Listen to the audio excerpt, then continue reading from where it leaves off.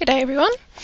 Today I will be talking about same-sex marriage, which is a issue that is very close to my heart. I mean, I'm straight, I think. Who can really ever be sure? But it, to me, is one of the biggest injustices of our time. And I thought I would discuss it today. If I was alive 50 years ago, and you had have asked me, so when do you think that same-sex marriage will be legal or encouraged or not discriminated against, I would have said maybe the 60s or the 70s. But apparently, even now in this day and age, in 2011, specifically April the 11th, it is only legal in a couple of countries around the world. And by legal, I mean you can have a civil union, which I don't think that's what gays and lesbians are looking for when they kneel down on one knee and say, "Will you civil union me?" No, I don't think that's what they want. Now, I'm going to generalize here and say that most people who have problems with gays and lesbians or homosexuality or same-sex marriage are religious. I've never come across an atheist or an agnostic or anyone that is not spiritual in any way who has any objections to same-sex marriage, because a lot of the discrimination and the in-group, out-group problems that happen with homosexuals and religious heterosexuals comes from the church, which isn't surprising because a lot of the world's problems have come from the church. Now, contrary to what lots of ignorant, stupid, discriminatory, bigoted people think, being gay is not a choice. Who would choose to be gay in this day and age? With the amount of shit that is flung their way, who would actively choose to be portrayed as this minority in society today? Which, to me, sounds logical to think that someone is born with their sexuality. I fully believe this because I was born straight.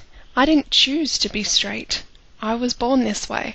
So I see that as the same as if you were born lesbian or gay.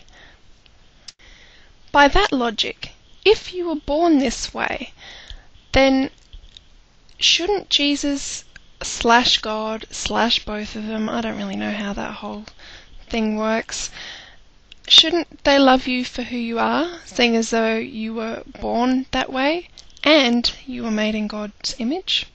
It just puzzles me to think that people who belong to those religions can be so contradictory about their views. On one hand, they can say, "Oh, well, I was made in God's image and I was born this way and Jesus loves everyone."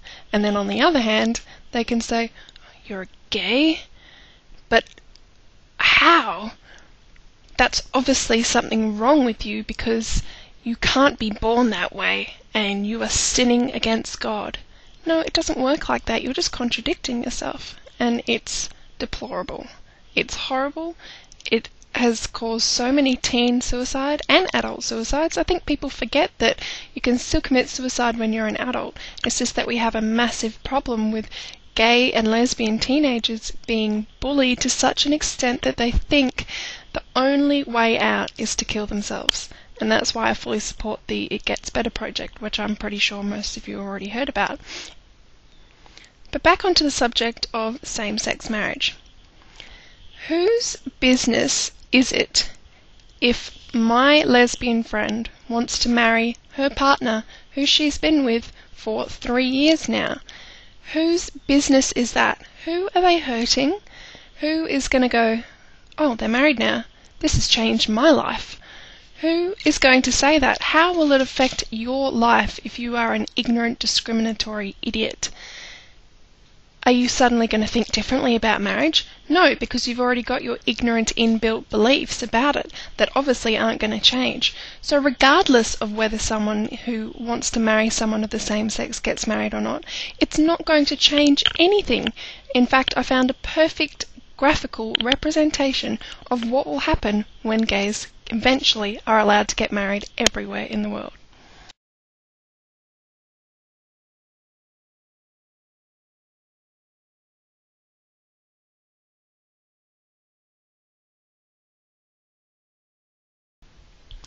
You know, if these homophobic idiots sat down for a minute and rubbed two brain cells together, they could figure out that by legalising gay marriage, we would A, increase marriage rates around the country and the world, which would increase the amount of money spent on frivolous wedding purchases such as a beautiful gown or a tuxedo or a party, which would help more money seep into our struggling economy. The same with divorce. I mean, everyone knows how much a divorce really costs. How much more money is going to seep into the economy doing that?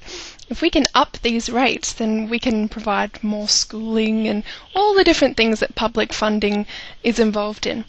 Oh, but the morals, I hear you say, the morals of marrying someone of the same sex.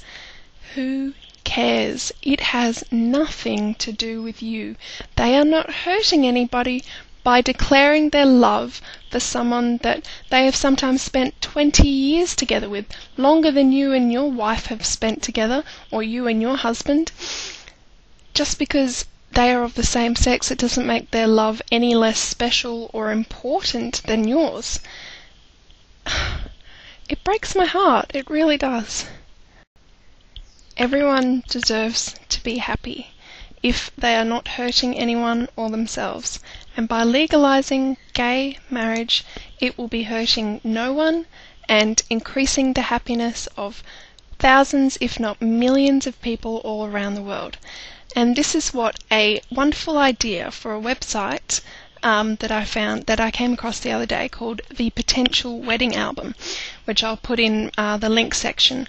It is a collection of photos of gay and lesbian couples.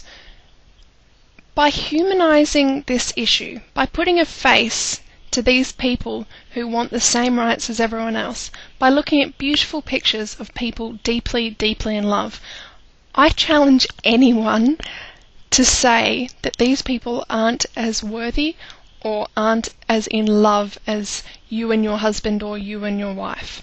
I challenge anyone to truly, truly say that. As a society, I am disappointed that this is still an issue. This is still making headlines. This is still what governments are arguing over. There's no argument. Just do it. Just allow people to be happy. It's really important to me. It strikes a chord because, as I said before, everyone deserves to be happy. And that's all I wanted to say about that. As per usual, I want to hear what you guys have to think. Drop me a comment or even make a response video, because I think this is something that is better expressed emotionally and reading someone's face. I mean, as a psychology student, I know how important that is. People can lie through their faces and express a lot more emotion if they let on what they're feeling through their facial and body expressions. So let me know what you think about it. Let me know if you disagree with me. Why? Why do you disagree that gay people shouldn't have the right to get married? So thank you very much for listening, and I will be back soon. Thanks. One last thing, on a lighter note, I would like to give a really good shout out to Jacob Fortin, who is the blogger on thegoodatheist.net. He featured one of my videos the other day, and I've gotten really good feedback from him. So go and check him out, because he's awesome, and he's Canadian, and he swears a lot, and he basically rages about what everyone is thinking in his podcast and blogs. So go and check him out.